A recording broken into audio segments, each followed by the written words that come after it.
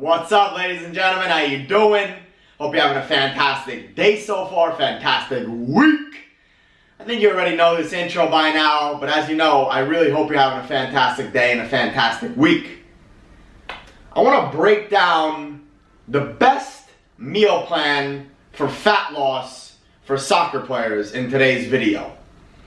Obviously, if you're any other athlete, you're any other human, these tips, these things that I'm going to talk about in this video will definitely help you. A couple months back, I wrote an article about the best meal plan for fat loss for soccer players. Now ranks first on Google. I'll drop it below if you want to read it before watching this video or after. This is going to be the first part of a two-part series. There are 17 overall tips, but I want to break down 8 tips for you today and 9 tips in the next video because I don't want to overwhelm you. The main goal here is to be able to incorporate these tips. If I give you too many tips at once, you're going to look to change habits here and habits there, and you're not going to take action. The most important part is being able to take this information that I give to you, and apply it to your life in a practical way. So, I want to start off by saying there is no best meal plan. There is no perfect meal plan for anyone. Everyone reacts differently to different foods, to different things. So as always, like I tell my clients, like I tell you, you need to find what truly works for you and what makes you feel your best. I want to break down quickly losing weight and gaining weight. If you want to lose weight, you need to be in a caloric deficit. That means you need to be taking in less calories than you burn. My general recommendation is no more than 500 calories in a deficit, especially as an athlete. If you want to gain weight, if you want to gain muscle, you need to be in a caloric surplus, which means you need to be taking in more calories than you burn. My recommendation for that is 300 to 500 calories, generally in the 300 calorie range. Because if you go up to 500 and you start going to 600, 700, you can gain some unwanted fat. As always, everything takes time, so you need to be consistent with these two things depending on what your goal is. So, let's start off with these tips, the first 5 tips, and I'll get my other board and give you the last 3 tips for this video. First off, I want you to think about building your meals off of vegetables. Your base of every meal should be vegetables. That should be your first thought. There's so many antioxidants, fantastic micronutrients in vegetables that you can't gain and get in any other food. So my recommendation is to have at least 1 serving per meal. Generally, I have 2 to 3, sometimes more. But as always, make sure you take this step by step. Start slowly. Don't go overboard and start incorporating 4 or 5 servings of vegetables because you'll probably be on the toilet for a bit of time. Vegetables have a lot of good fiber and they'll keep you full for long and a lot of good carbohydrates. Second tip would be to eat lean protein in every meal. You want to be getting in good quality protein at every single meal, especially as an athlete, to help you rebuild and recover your muscles and your overall body. My general recommendation is at least 25 to 30 grams of protein per meal. And you could get them from these sources. I know we got a lot of vegans, a lot of vegetarians nowadays, so I'm going to break down some of these. Some might not fit you. Try things out, see what works for you. Chicken, one of the best sources of protein.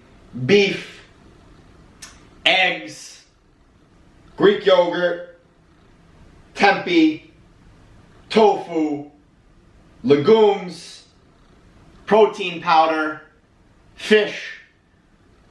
All this stuff is excellent. Obviously, if you're a vegan or vegetarian, go for the eggs. Go for the tempeh, go for the tofu, go for the legumes. That stuff's going to be excellent in protein and have a good amino acid profile. Last resort would be protein powder. I use a vegan protein powder that's 100% natural, no additives, no BS inside, and I like to put it in my smoothies. Third tip would be to eat healthy fats at every meal. Fats are essential for your hormones, for your cellular health, and keeping yourself satiated and well. Women, I would recommend 1 thumb size length, and for men, I would recommend 2 thumb size length. The reason I'm recommending a portion size here is because fats are very calorically dense. They're 9 calories per gram, so you can easily overeat them. So we got fantastic sources of fats here, but I want you to use them in moderation, sparingly, and pay attention to your portion sizes. Nuts. My favorite nuts are almonds, walnuts, cashews, Brazil nuts, but as always, be aware of your portion size. Avocados are fantastic. And then if I'm cooking, I'm sauteing vegetables or chicken, I cook in olive oil or coconut oil. I drizzle olive oil on my salads. Make sure it's 100% extra virgin olive oil. Fourth tip is to eat fibrous carbohydrates. The reason I say fibrous carbohydrates is because fiber is fantastic for keeping you full, for keeping you regular at the bathroom, and so carbs don't spike your blood sugar. If you're eating carbohydrates such as candy, other forms of glucose, could spike your blood sugar really high, could give you energy spikes and highs and lows, which is what we don't want. We want you to keep your energy stable throughout the day. So, my favorite sources of fibrous carbohydrates are brown rice, sweet potatoes, and quinoa. I mix and match all those things. They're absolutely fantastic. One more thing I want to point out is you should eat carbohydrates based on your training load. Fats and carbohydrates should be altered based on your training load and what you're doing during the day. So if you have a lower intensity in a recovery day, I would go higher fats, lower carbs. If you're doing a higher intensity day, I would go lower fats, higher carbs.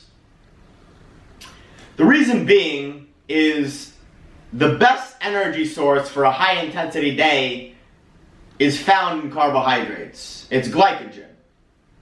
On recovery days, you're not training as hard, you're not doing intermittent sprinting bouts that commonly happen in football.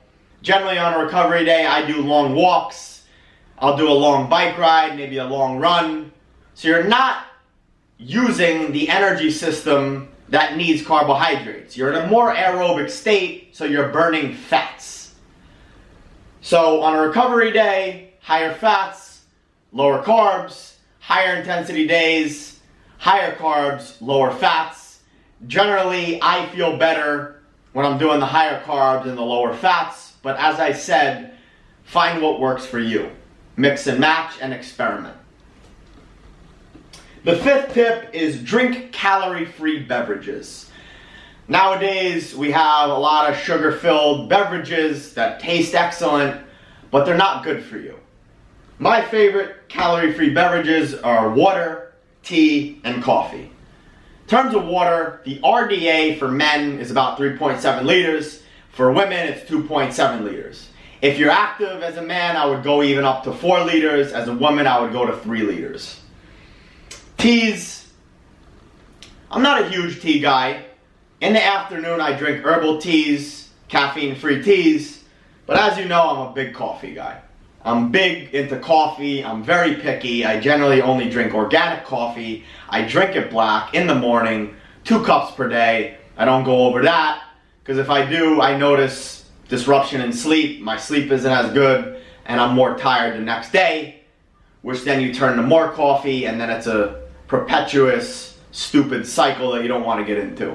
My general recommendation, if you're sensitive to caffeine, is don't consume coffee after 1 p.m. Switch to herbal teas that are caffeine free.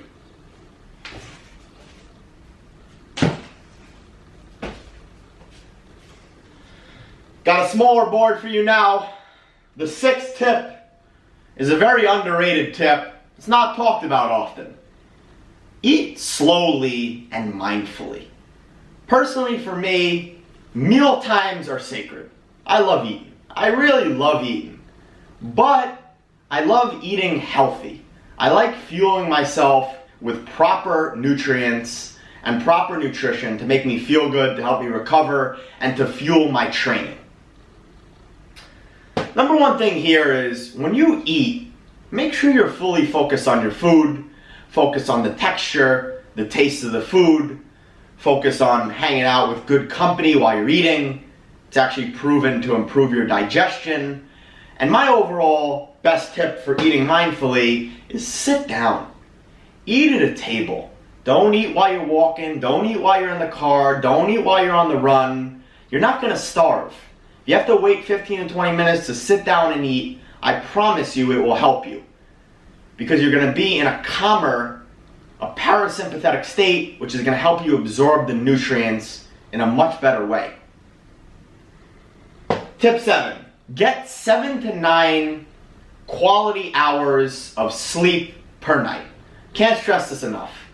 Sleep is the most important thing as a human, as an athlete, and for high performance. Without good sleep, it's hard to perform well, it's hard to concentrate, it's hard to be focused. I know there are many people out there who say, oh yeah, 4 hours, 5 hours, 6 hours. No. 7 to 9 quality hours of sleep per night. You'll notice when you start getting better sleep, your cravings are going to be lower and you're going to feel much better. Last tip that I'm going to go for part 1 of this video is do training that you love and enjoy and that you will stick with. So as always, you know my favorite word is consistency. Being consistent. So as an athlete, as a footballer, you got to make sure to get out to the field and do your training on the pitch, train your technique, train your tactics, train your intelligence, go out and play the game and enjoy it. But you also need to be doing additional training. Gym training, cross training, playing other sports, yoga, whatever it is. Find another activity besides football that you enjoy that keeps you active. I'm a big fan of going on long walks on the beach and nice scenery and nature. Very good for the mind, very good for the body, really calms you down and settles you down. I also love yoga. I try to do it a couple times a week. Obviously, I love gym training, I love body weight training, I love training outside with the TRX in nature. So find something besides football that you enjoy doing, that keeps your body moving and your mind going, and lets you relax and unwind a little bit. There's nothing better than going for a long walk after a nice dinner, a nice lunch, to let the food digest and let yourself relax. So, those are the 8 tips for today's video. Build your meals off of vegetables, eat lean protein at every meal, eat healthy fats at every meal, eat fibrous carbs based on your training load, drink calorically free beverages, eat slowly and mindfully, get 7 to 9 hours of quality sleep per night, and do training that you love, that you enjoy, that you'll stick with and you'll be consistent with. That's a wrap. Thanks so much for watching today's video. I would really appreciate it if you subscribe to the channel, you like the video, you dropped a comment if you enjoyed it, turn on that notification bell to see the next part, which I'll be dropping in a couple days. Have a good rest of the day, have a good rest of the week. You know where to reach me. I'm always here to help. Deuces.